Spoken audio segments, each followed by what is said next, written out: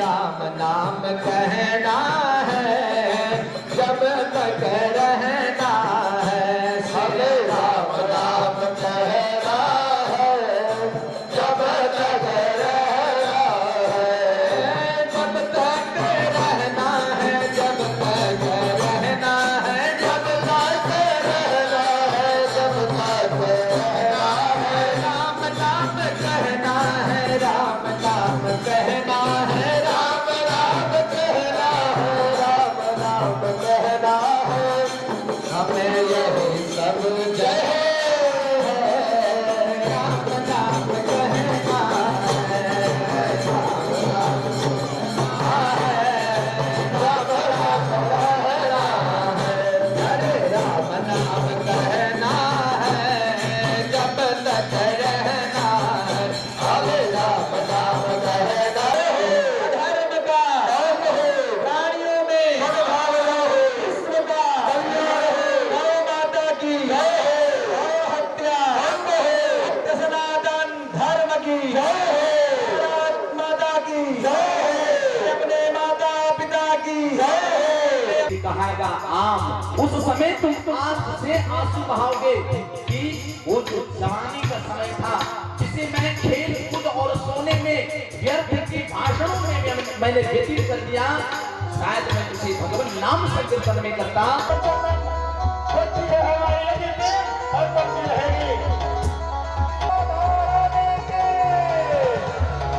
हमारे जितने भी श्रद्धालु हैं खड़े हो जाएं, इनकी मान सम्मान में दोनों वृंदावन बिहारी लाल की। आदरणीय अध्यक्ष भीम चाचा जी, मेघनाथ जी बुके देकर इनकी मान सम्मान को बढ़ाएं। उन्होंने ऐसे युवा मंडल को तैयार किया है, उनको संस्कार दिए हैं। यज्ञ नारायण भगवान के आयोजन के साथ प्राण प्रतिष्ठा का ये अद्भुत समारोह यहाँ पर गांव आल्हो के इस पवित्र धरा पर, जहाँ आसपास के कई गांवों से सहयोग प्राप्त हुआ है और सभी ने इस आयोजन को इतना दिव्य बनाया है, मैं आप सभी का आभार करती हूँ। कल मैं बिहार में कथा, श्री राम कथा पूरी करके और आप लोगों के बीच में यहाँ पर उपस्थित हुई हूँ। मुझे पहली बार इस क्षेत्र में, झारखंड तो मैं पहले कथा के लिए आई हूँ, इस क्षेत्र में पहली बार मुझे आपके दर्शन का अवसर प्राप्त हो रहा। तो माँ छिन्नमस्ता भवानी के चरणों में सादर प्रणाम करते हुए, माँ दुर्गा को वंदन करते हुए, श्री गोविंदनाथ भगवान के उस पावन समाधि उत्सव का ध्यान करते हुए और बाबा महादेव को प्रणाम करते हुए झारखंड की इस भूमि को नमन करके आज कथा का पहला दिन है, हम प्रारंभ कर रहे हैं। ठीक है, हर जगह की अपनी अपनी अलग अलग व्यवस्था होती है, लेकिन मैं एक निवेदन करना चाहूंगी आप, क्योंकि मैं इस क्षेत्र में कोई संत, साध्वी, पंडित, विद्वान बनकर कथा करने बिल्कुल नहीं आई हूँ। मैं, आप ये समझें कि आपकी बेटी बनकर के कथा करने के लिए आई हूँ और उसी प्रकार का प्रेम, उसी प्रकार का स्नेह मुझे प्राप्त होगा, इस विश्वास के साथ एक निवेदन करना चाहूंगी केवल, क्योंकि भागवत और ये यज्ञ और ये भूमि अपने आप में पवित्र है। कथा केवल 3 घंटे का विषय नहीं है, कथा एक वातावरण का विषय है, एक आयोजन जो हमारे देहिक, देविक, भौतिक संताप को हरता है। उसके लिए एक ऐसा हम धार्मिक वातावरण बनाते हैं जिसमें कथा हमें जीवन में आनंद प्रदान करती है। तो उसके लिए मेरा निवेदन रहेगा कि भागवत के पांडाल की जो एक मर्यादा रहती है, सबसे पहले उसका प्रारंभ हमारे कार्यकर्ताओं से करेंगे। मेरा निवेदन रहेगा सर, चप्पल जूते का प्रवेश आज ठीक है, क्योंकि मुझे इसके पहले का यहाँ का पता नहीं है कि क्या रहा है, लेकिन इस बार मेरा निवेदन रहेगा, इसमें हनुमान जी महाराज अध्यक्ष हैं,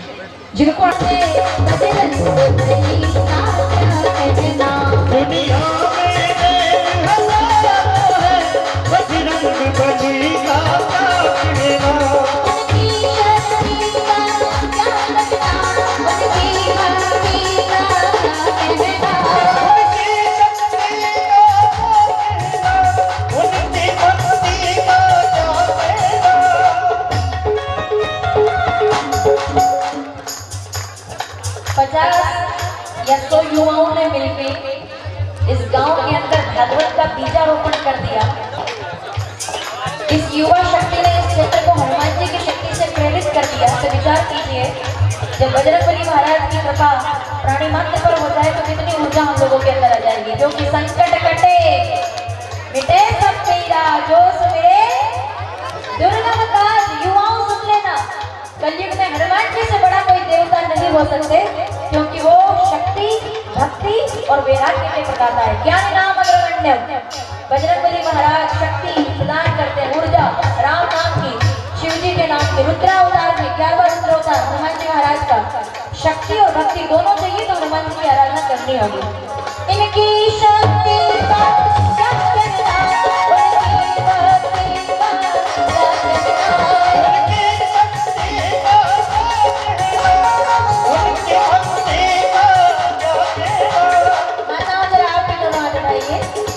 दुनिया में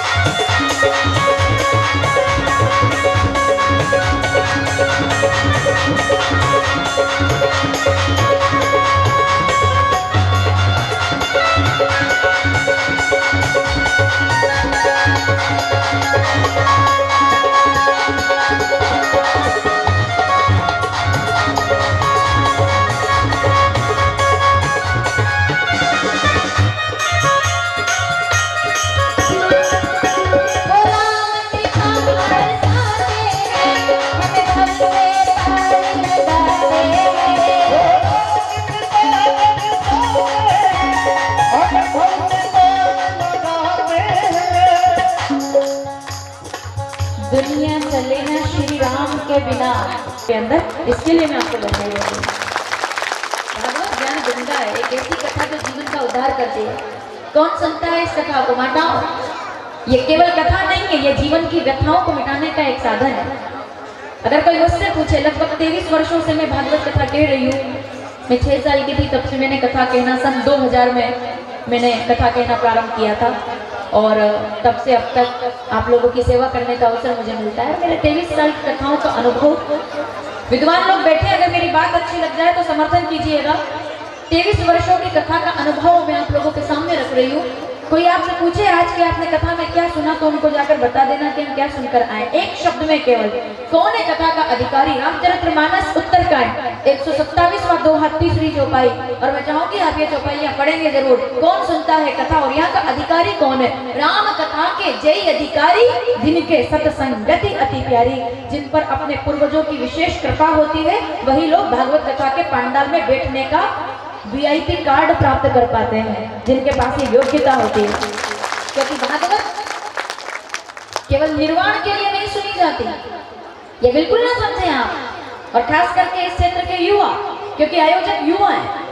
युवा क्यों है इस कथा के आयोजक? क्योंकि यहाँ के युवाओं को मेरे आने से पहले खबर हो गई है, उनके बुजुर्गों ने उनको बता दिया है कि भागवत मरने के बाद निर्वाण के लिए नहीं सुनी जाती। पीछे तक बैठे लोग, क्योंकि मुझे ज्यादा रोशनी में दिखाई नहीं देता, तो इसके लिए मेरा थोड़ा सहयोग कीजिएगा। अगर मेरी बात अच्छी लग जाए तो समर्थन करना। भागवत मरने के बाद निर्वाण की कथा नहीं है, भागवत जीते जी मनुष्य के जीवन के निर्माण की कथा है। ये निर्माण के लिए सुनी जाती है। आपका जीवन कैसा हो, आपका चरित्र कैसा हो, आपके आदर्श कैसे हो, आपकी मानवता के मूल्य कैसे हो, आपके जीवन के जीने का तरीका कैसा हो, ये आपको सुनाने के लिए भागवत कथा का निर्माण किया गया है। ये आपका निर्माण करती है, ये बिल्डअप करती है आपके जीवन के आध्यात्मिक दृष्टिकोण को कि आपका जीवन कैसा हो। अगर सनातनी है, अगर हिंदू है, तो हमारे जीवन का जीवन शैली कैसी होनी चाहिए, ये भागवत बताती है। ये कथा लोग हमसे पूछते हैं, वर्षा जी कथा 7 दिन सुना करके आप संसार बदल देंगे? संसार बदल जाएगा कथाओं से? आप पढ़िए ना रामचरितमानस। रामचरितमानस उत्तरकांड 95 दोहा, पहली चौपाई। कौन इन कथाओं से भाग्य प्राप्त करता है? सोई पावन सोई सुभग शरीरा, जो तन पाई भजई रघुवीरा। जिसने शरीर पाकर के भगवान का भजन ना किया, उसमें और एक पशु में कोई ज्यादा फर्क नहीं है, क्योंकि पशु भी सांस ले रहा है, हम भी ले रहे हैं। वो भी दाना चुगना तो एक चिड़िया भी जानती है ना, और आपसे अच्छा जानती है, हमसे अच्छे से खाना जानती है, हमसे पहले उठना जानती है, हमसे अच्छा। जिन लोगों को अहंकार हो अपने मकान बनाने की कला पर, मुझे क्षमा कीजिएगा, हमसे कई ज्यादा सुंदर मकान एक बया नाम का पक्षी बना लेता है। उस घोंसले को आप लोगों ने कभी पेड़ पर देखा होगा, शायद हमारे मकान से भी ज्यादा खूबसूरत पक्षियों का घोंसला होता है, तो मकान तो वो भी बनाना जानते हैं। उनको पता है कि रहने के लिए घोंसला चाहिए, उनको पता है कि ट्रेवल करने के लिए पंख चाहिए, उनको भी पता है कि चलने के लिए पैर चाहिए। तो फिर उनमें और मनुष्य में फर्क क्या है? केवल एक फर्क है, पशु सांस भी ले सकता है, मकान भी बना सकता है, घोंसले बना सकता है, चूहे की तरह संग्रह कर सकता है, ठीक है, लेकिन वो अपने जीवन में कभी हरि का सत्संग नहीं कर सकता। उसके पास विवेक नहीं है। वो जन्म और मृत्यु को तो जानता है, लेकिन वो निर्वाण को नहीं जानता, वो जीवन के निर्माण को नहीं जानता। और भागवत हमें उस योग्य बनाती है कि हमारे जीवन का लक्ष्य क्या है। ठीक है माताओं, मेरी बात समझ में आ रही है आपको? ये निर्माण करती है जीवन का ये कथा।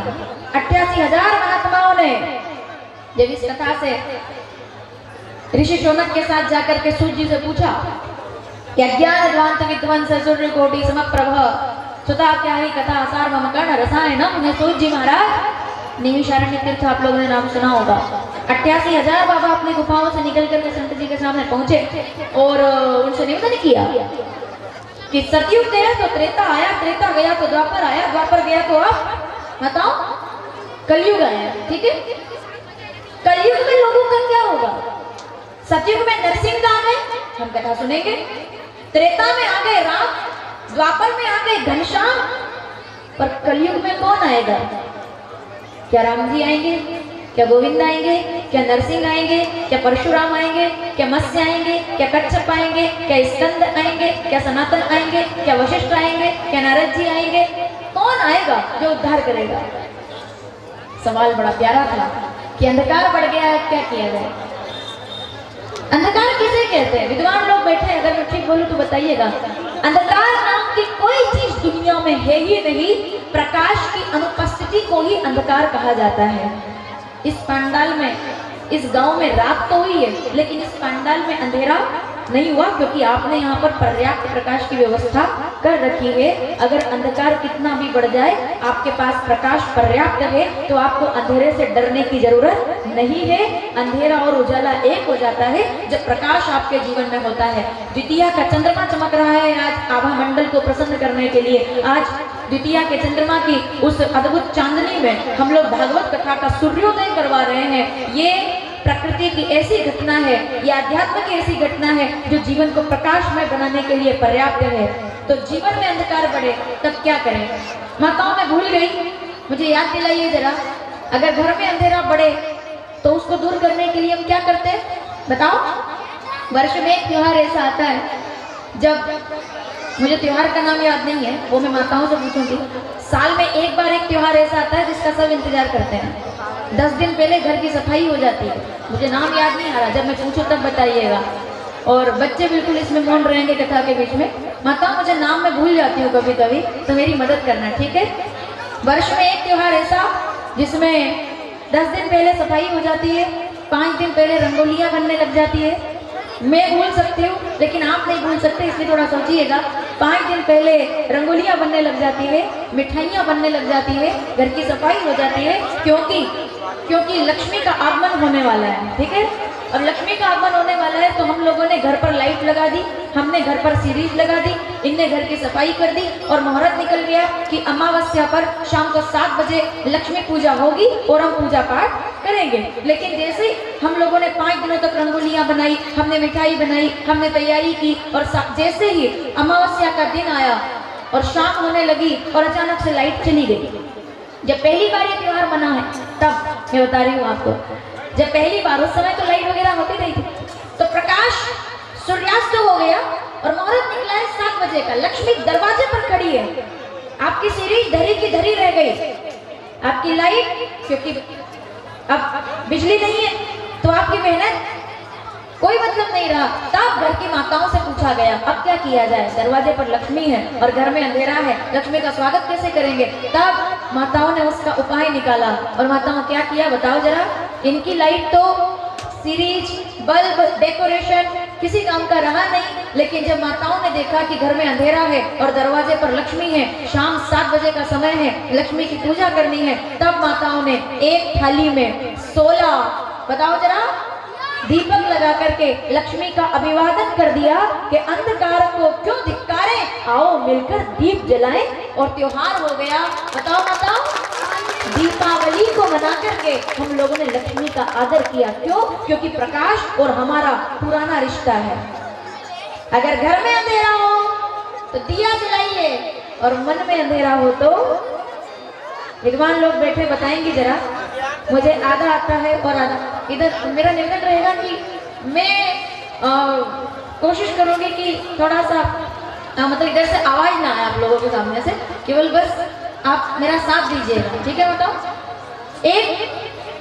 एक घर के अंधेरे को हरने के लिए एक दिया जलाना पड़ता है, और अगर मन के अंधेरे को हरना है तो क्या किया जाए। आधा मैं बोलूंगी, आधा आप लोग पूरा करेंगे, क्योंकि आधा आधा मुझे याद रहता है, आधा आधा मैं भूल जाती हूँ, इसलिए सावधान। रामचरितमानस एक जवाब माताओं ने दे दिया, अगला जवाब आप देंगे। माताओं ने कहा कि घर में अंधेरा पड़ जाए तो दिया लगाना पड़ता है। इधर काफी विद्वान लोग बैठे हैं, मुझे बताइएगा अगर मन में अंधेरा पड़ जाए तो कौन सा दीपक लगाएं कि घर में उजाला हो जाए। रामचरितमानस बालकांड 21वां दोहा मैं शुरू करती हूँ, आप पूरा करेंगे। राम नाम मणि दीप धरु जीह देहरी, द्वार तुलसी भीतर बाहरे जो चाहो उजियार। घर में दिया जलाने से आंगन का अंधेरा दूर होता है, और राम नाम का दिया अंतर मन में जलाने से जीवन में अंधकार मिट जाया करता है, मन का अंधकार मिट जाता है, और उसके लिए राम नाम का दिया जलाना जरूरी है। अगर ये दीपक नहीं होगा तो अंधकार छा जाएगा, इसके लिए कथा जरूरी है, इसके लिए भागवत जरूरी है। सूत जी कहते हैं अंधकार तो बढ़ गया, क्या किया जाए। आपको मेरी बात समझ में आ रही है ना। ये कथा क्यों जरूरी है? क्योंकि अध्यात्म दीप है, एक दीपक जो हमें प्रकाशमान बनाता है। श्रीमद् भगवद गीता 2 अध्याय 13वां श्लोक, देहे अस्मिन् यथा देहे कौमार योग जरा तथा देहे अंतरा प्राप्ति हीर तत्र न मुह्यति। जिसके हृदय में राम नाम का, गोविंद के नाम का, कृष्ण नाम का दिया जला हुआ है, उसके जीवन में कभी अंधेरा नहीं रहता, क्योंकि व्यवस्था बदल गई है, मॉडिफाई हुए युग, व्यवस्थाएं चेंज हुई है। सतयुग की बात अलग थी। मैं आप तक एक निवेदन पहुंचा रही हूँ, पीछे तक बैठी माताएं सावधान, ध्यान एकदम मेरी तरफ चुंबक की तरफ झुका कर रखिएगा, ऐसे कहीं इधर उधर नहीं, सीधे डायरेक्ट आप, क्योंकि मैं आपको देख के कथा बोलूंगी। मेरे पास कोई डायरी कोई किताब कुछ नहीं है, जो भी है मैं आप मेरी किताब है और आप ही मेरा पुराण है, मैं आपको ही पढ़ करके कथा करती हूँ। तो उसके लिए जरूरी है कि आपका ध्यान पूरी तरह से मेरे ऊपर रहे, और हम लोग उस मैं वो नहीं सुनाना चाहती जो मैं चाहती हूँ, मैं आपको वो सुनाना चाहती हूँ जो आप सुनना चाहते हैं। तो उसके लिए आप प्रयास कीजिएगा। सतयुग, त्रेता, द्वापर, कलयुग, व्यवस्थाएं बदली। सतयुग में, ये मैं नहीं बोल रही हूँ, 88,000 महात्मा लोग शौनक ऋषि के साथ सूत जी को बताया था कि अज्ञान ध्वांत विध्वंस सूर्य कोटि समप्रभा। मतलब सतयुग में देवता अलग लोक में रहते थे और दानव अलग लोक में रहते थे, दोनों के लोक अलग अलग थे, ठीक है माता। मतलब देवता अलग और दानव अलग। त्रेता युग आया तो व्यवस्थाओं में थोड़ा परिवर्तन हुआ। जो देवता और दानव अलग अलग लोक में रहते थे, वो देवता और दानव त्रेता युग में एक ही लोक में रहने लगे। यानी कि राम जी भी उसी लोक में और रावण भी उसी लोक में, लोक एक हो गए, ठीक है। युग बदले तो द्वापर आया, व्यवस्था और बदल गई। सतयुग में देवता दानव के लोक अलग थे, त्रेता में देवता दानव एक ही लोक में रहने लगे, और द्वापर में तो और मामला गड़बड़ हो गया, क्योंकि देवता और दानव एक ही लोक में नहीं, एक ही घर में रहने लगे। यानी कि कन्हैया भी उसी घर में और कंस भी उसी घर में, गोविंद भी उसी घर में और शिशुपाल भी उसी घर में, धर्मराज भी उसी घर में और दुर्योधन भी उसी घर में। यानी कि देवता और दानव एक साथ रहने लगे। पर जब कलयुग आया तब तो मामला पूरा गड़बड़ हो गया। पीछे तक बैठे लोग सावधान। त्रेता में देवता दानव एक लोक में रहने लगे, द्वापर में देवता दानव एक घर में रहने लगे और कलयुग में देवता और दानव एक ही शरीर में रहने लगे। एक ही मनुष्य कभी देवता बन जाता है और एक ही मनुष्य कभी दानव बन जाता है। अपने आचरण से देवता और दानव एक ही शरीर में रहने लगे। और ये बिना प्रमाण के बिल्कुल नहीं बोल रही हूँ। श्रीमद् भगवद गीता 16वां अध्याय 4था श्लोक, दंभो दर्प अभिमानश्च क्रोधम पारुष्यमेव च अज्ञानच अभिजातस्य पार्थ संपद एतद् असुरीम। जब कभी, अब आप कहेंगे हमारे अंदर तो राक्षस नहीं रहता होगा, बिल्कुल, लेकिन मैं आपके सामने आईना रख रही हूँ, आप अपना अपना रूप देख लीजिएगा। अगर हम बिना किसी कारण के, बिना किसी स्वार्थ के, बिना किसी प्रयास के, बिना किसी लालच के किसी प्यासे को पानी पिलाते हैं, किसी भूखे को भोजन कराते हैं, किसी गरीब को देख करके हमारी आंखों में आंसू आ जाते हैं, किसी को भूखा देख करके हमसे भोजन खाया नहीं जाता, तो समझ लीजिए आपके अंदर का देवता जाग रहा है, आपके अंदर का भगवान, आपके अंदर का राम जाग गया है। और अगर आप बिना कारण से किसी को दुख देते हैं, बिना किसी कारण से किसी के साथ आप धोखा करते हैं, छल करते हैं, कपट करते हैं, आप माताओं अगर झाड़ू लगाते समय अपने घर का आंगन का कचरा ऐसे ऐसे करके अब पड़ोसी के आंगन के सामने कर देते हैं, या तो व्यर्थ किसी की निंदा कर लेते हैं, समझ रहे हो ना, बेवजह क्रोध कर लेते हैं, तो समझ लेना चाहिए कि हमारे अंदर का रावण जाग रहा है, क्योंकि राम भी यही है और रावण भी यही है। दोनों एक ही है, एक ही शरीर में है। वो गुण राम है और दुर्गुण रावण है, जो एक ही जगह रहते हैं। जिसने अपने सद्गुणों पर विजय प्राप्त कर ली और दुर्गुणों को हरा दिया, वही मनुष्य आखिर में मानव बन जाता है। और मानवता से बड़ा कोई धर्म दुनिया के अंदर नहीं है, ये भागवत बताती है। सूत जी कहते हैं अब एक ही शरीर में रहने लगे तो क्या किया जाए, तो भागवत का मैं आपको अमृत प्रदान करता हूँ। ये कथा जीवन में आनंद प्रदान करेगी। भागवत का फल जो नारायण भगवान ने प्रकट होकर के सबसे पहले ब्रह्मा जी महाराज को प्रदान की कथा, विद्वान लोग जानते हैं, 4 श्लोक की कथा में ब्रह्मा जी महाराज को पूरा दिव्य दर्शन करा दिया। अहमेवा समेवाग्रे नानया सत परम पश्चादहम यदि तच्च। जब ब्रह्मा जी ने पूछा कि मैं कौन हूँ, तो नारायण भगवान ने कहा कोई नहीं, मेरे अलावा यहाँ कोई नहीं है, मैं ही हूँ, मेरे अलावा और कोई सत्ता नहीं है। तुम भी मैं हूँ और मैं भी मैं हूँ, मेरे अलावा और कोई है नहीं, पर मैं आपको सृष्टि का कार्य सौंपता हूँ। तो ब्रह्मा जी महाराज को ये फल 4 श्लोक की कथा का, भागवत का समझना मानता हूँ। भागवत आप तक कैसे आई है, जब तक आप ये नहीं समझेंगे कि भागवत आई कैसे, भागवत क्या है, तब तक पूरी कथा हम लोग समझ नहीं पाते। ये कथा हमारे बीच में क्यों है, कलयुग में क्यों हम कथा सुन रहे हैं, सावधानी से सुनिएगा। ये कथा सबसे पहले नारायण भगवान ने ब्रह्मा जी को प्रदान की, एक मीठे फल के रूप में, एक पका हुआ फल ब्रह्मा जी को प्राप्त हुआ। जब ब्रह्मा जी महाराज उस फल को लेकर के आए, 4 श्लोक की कथा, और वो कथा का फल इतना मीठा था कि ब्रह्मा जी ने विचार किया कि मैं तो जगह जगह जाकर के इसका प्रचार नहीं कर सकता, फल बहुत मीठा है, सबको बांटना चाहिए, सबको मिलना चाहिए। अब वो कौन है जो इसको ढंग से बांट सकता है, बताओ, विचार कीजिएगा जरा। ब्रह्मा जी को अपना बेटा याद आ गया, और बेटे का नाम मैं आपसे पूछूंगी, अपना 10वां मानस पुत्र याद आ गया कि उससे योग्य इस फल का वितरण करने वाला और कोई नहीं है। 10वां मानस पुत्र देव ऋषि, योग ऋषि, जो 2 घड़ी से ज्यादा कहीं टिक नहीं पाते, जिनके मुखार बिंदु पर सदैव नारायण नारायण, माताओं नाम याद करना मैं भूल जाती हूँ। 10 मानस पुत्र हैं ब्रह्मा जी महाराज के, मरीचि, अत्रि, अंगिरा, पुलस्त्य, पुलह, क्रतु, भृगु, वशिष्ठ, दक्ष, 9 का याद है, 10वें बेटे का नाम मैं भूल गई, वो मैं आप लोगों से पूछूंगी। सदैव जो नारायण नारायण करके तीनों लोक में भ्रमण करता रहता है, मेरे उस बेटे से योग्य और कोई नहीं है। तब ब्रह्मा जी को अपना 10वां मानस पुत्र, भक्ति सूत्र के प्रणेता देव ऋषि नारद जी महाराज याद आ गए, और नारद जी महाराज को बुला करके वो फल उन्हें प्रदान कर दिया। समझ रहे हो आप, कहां से उतरा, नारायण भगवान ने ब्रह्मा जी को दिया, ब्रह्मा जी ने नारद जी को प्रदान कर दिया कि तुम इसको बांटो। नारद जी उसको लेकर चले, जिसका विस्तार हम लोग कल देखेंगे। नारद जी महाराज उस फल को लेकर चले और विचार किया कि 4 श्लोक है, लेकिन वाल्मीकि जी के रामायण को भी लोगों तक पहुंचाने के लिए तुलसीदास जी को रामचरितमानस का सहारा लेना पड़ा था। तो ये 4 श्लोक जन सामान्य नहीं समझ पाएंगे, तो उसके लिए 4 श्लोक को 18,000 श्लोक में बांटने के लिए वेद व्यास जी महाराज को नारद जी ने वो फल प्रदान कर दिया कि आप इसका विस्तार कीजिए, ताकि बिहार के रायपुर से लेकर तो झारखंड के आलो तक ये ज्ञान गंगा ऐसे उतरे कि प्राणी मात्र का उद्धार हो जाए। तब वेद व्यास जी ने 18,000 श्लोक बना करके भागवत कथा की रचना की और वो भागवत का मीठा फल अपने बेटे सुखदेव को प्रदान कर दिया। बोलिए सुखदेव जी महाराज की। तत्राववाद भगवान व्यास पुत्रो यदेच्छयागा मटमानो निपेक्ष अलक्ष लिंगो निजलावतुष्टो बत शिवाले अवधूत वेश। सुखदेव जी को वो कथा प्राप्त हो गई। सुखदेव जी के कमंडल में वो ज्ञान की गंगा आई। अब वहां तक तो ठीक है, आपको और हमको 7 दिन में क्यों मिल रही है?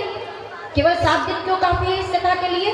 क्योंकि जब सुखदेव जी कमंडल में ज्ञान की गंगा लेकर चले तो सामने से एक राजा, एक सम्राट, जो कि 7 दिनों के श्राप से श्रापित होकर भटकते आ रहे थे, श्रृंगी ऋषि से शापित हो गए थे कि 7 दिनों के बाद तक्षक दंश देगा और ये मृत्यु को प्राप्त हो जाएंगे।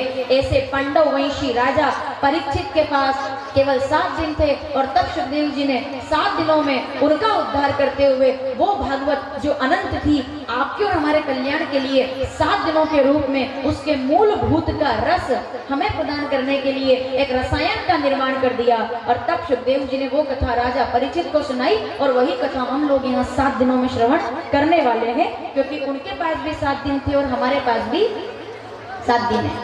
नहीं, वैसे भी और ऐसे भी हर तरह से 7 दिन ही है, यहाँ भी और जीवन में भी।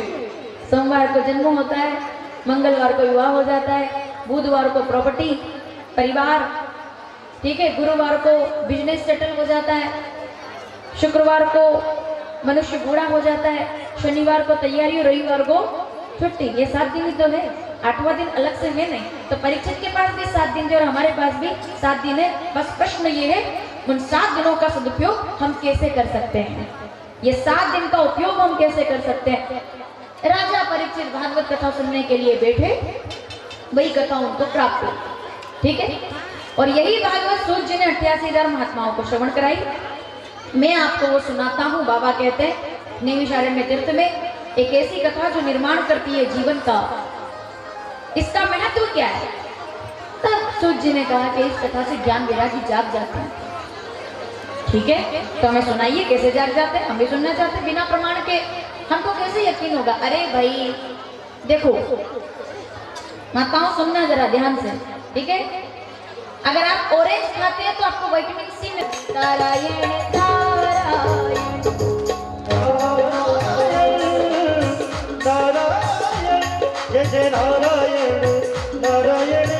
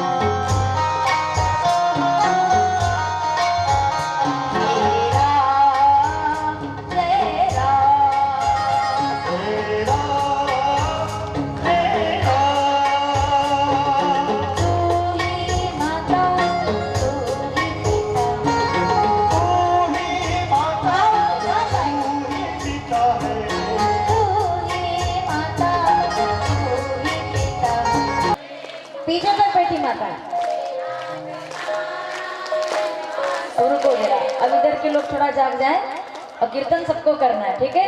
श्री कृष्ण गोविंद हरे मुरारे हे नाथ।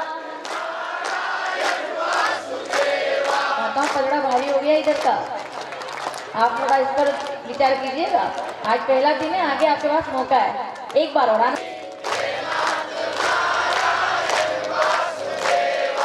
सिया राम जय राम जय राम, सिया राम जय। आपको तो आखिरी में केवल सिया राम बोलना है बस, ठीक है। बाकी पूरी जिम्मेदारी मेरी। आपको तो आखिरी में सिया राम बोलना है और बोलना ऐसे कि आनंद आ जाए। सिया राम जय राम जय जय राम, सिया राम जय जय सिया राम जय राम जय जय राम, सिया राम जय जय। हे रघुनंदन जय सिया राम जय जय सिया। हे रघुनंदन तुम्हें प्रणाम, हे रघु तुम्हें सिया राम जय राम जय राम, सिया राम जय जय सिया राम। कृष्ण गोविंद हरे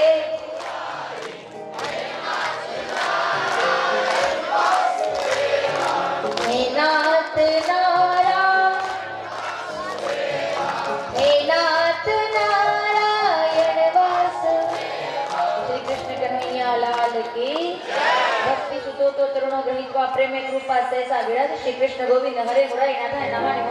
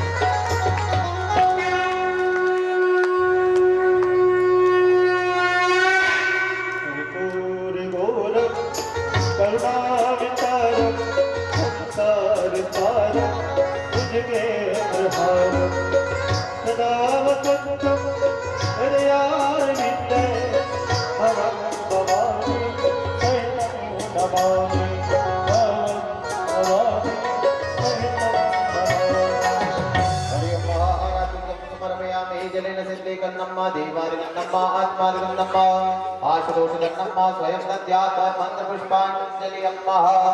ओम जगन्नाथमय जन्तदेवाय स्थानि धर्माणि कृतमान्यासन्नाते अनाकं महिमानः सचन्द्रपूर्वे साध्या